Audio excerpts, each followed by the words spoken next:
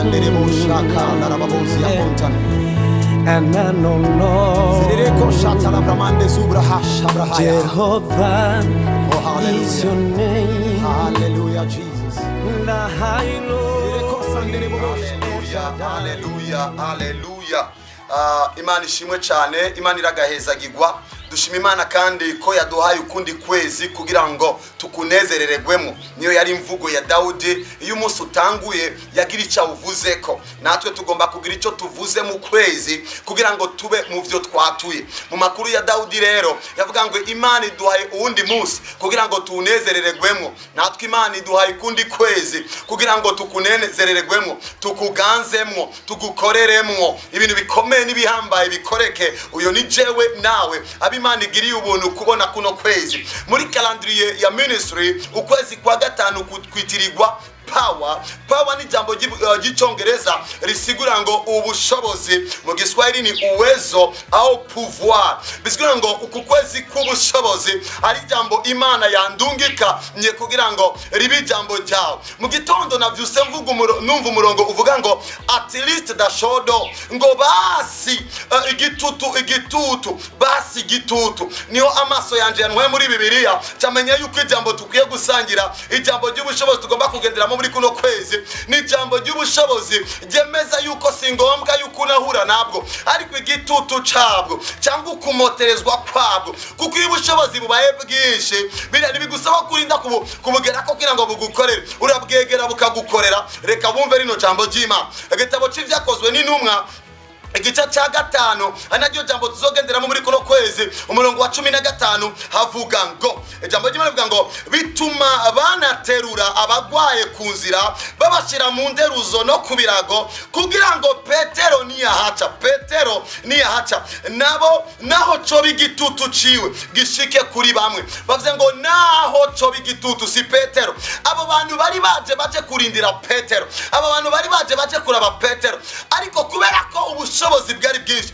nivyari na ngombwa yuko Petero abakorako, ariko basi at least omwe basi cibura base ngo basi igitutu ca Petero, oh my God, akibakoreko gusa bace bakirugukira. Iyo dufite cyo bita electricité, umuyaga nguba, iyo umuyaga nguba ari 7 volt, menya neza uko orengana na ngorane. Iyo umuyaga nguba ugeze kuri de 7 volt bisaba ko bawufuka wa 10 volt no batawufuka wo ukorako, ariko wa de 7 volt bisaba yuko bawufuka kuko ukoze ko wo gufata. Ariko tugeze kuri 6600 volt, tugeze kuri 6000, tugeze kuri 11000 bisaba yuko abantu batinya kwegera. Ni uzobona ahantu kuri Regidezo ngo birabujijwe kwegera kuko nibisaba yuko ukorako, ariko wegereye gusa ushoboye kugufata. Bisigura ngo kuno kwezi tuzoba mu bushobozi burenge, at least uzotwegera gusa azokwakira. Nari nkeneye kuvugana nawe rero,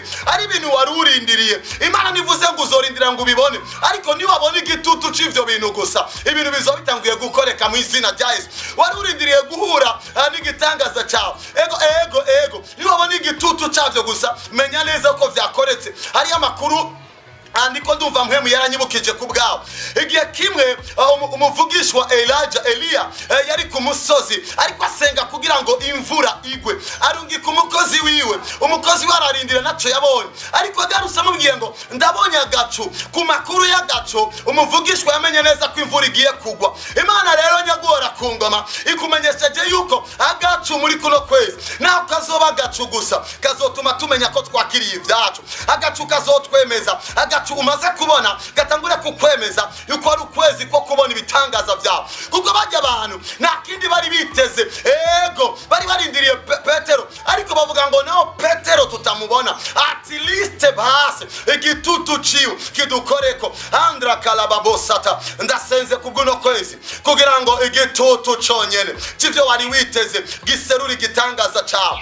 Ndasenze muri kuno kwezi nurindire kubona Imana n'amaso, ariko atmosfere y'Imana yonyene izana inyishu ku buzima bwawe. Oya nurindire yuko urinda kufata ku ikanzu ya Yesu. Oya Yesu gusa arengaye ukumva aravuzwe, menya yuko wakiriye ibyawe. Wozobana natwe mu bicorane, wozotubona no kuri Facebook, at least gusa wiconnect uzokwakira ibyawe, kandi at least uzakumva ari nojwi. Basi umve ari nojwi wakira igitangaza cyawe. Iri jambo rije kutwemeza ubushobozi buri kuri extreme, ubushobozi buri hejuru y'ubushobozi, kuko ego ubushobozi burakora. Ariko noneho kwegera ubushobozi nicyo Imana igiye gukorerako, kwegera umunyamavuta nicyo Imana igiye gukorerako. Bakundwa, amakuru ya Yesu nagiye kugarukira ngaha gusa.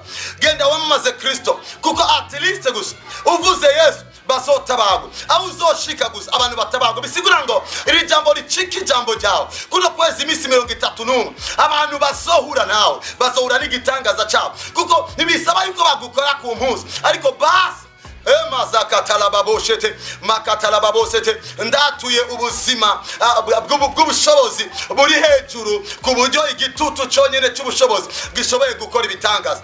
Ndatuye ubuzima bwo kutarindira gukorako, ariko ubuzima bwo kwegera igitutu gusa ibintu bigakoreka. Ndahezagiye ubuzima bwanyu, ndahezagiye kuno kwezi, ndahezagiye ishengero rya Kristo mu Burundi, ndahezagiye ishengero rya Kristo ku isi, ndahezagiye abakozi b'Imana, ndahezagiye abakristo, ndahezagiye abaririmbyi, ndahezagiye umuntu wese aherereye ubu buzima nyabwo Yesu yatuzaniye bucike reality. Yesu avuga ngo abanyizera bazokora ibirenge ivyo nakoze. Mu makuru ya Yesu sinigeze mbona ahantu bavuga ivy'ibitutu, ariko ku makuru ya Petero bace batangura kwerekana ivy'igitutu. Ego amakuru yo gukora ibirenze niyo makuru Yesu yadusigaranye. Ubushobozi buri hejuru y'ubushobozi bucecekesha ivyitwa ubushobozi. Imana ibahezagire. May the Lord bless you. Mungu awabariki. Iko siku yako, mwezi wako, siku 31 za miujiza, iminsi 31 y'ibitangaza, 31 days of miracles, 31 jours de miracles, in the name of Jesus.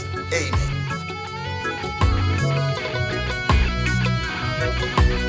Jehovah Rapha, Jehovah Adonai, El Shaddai.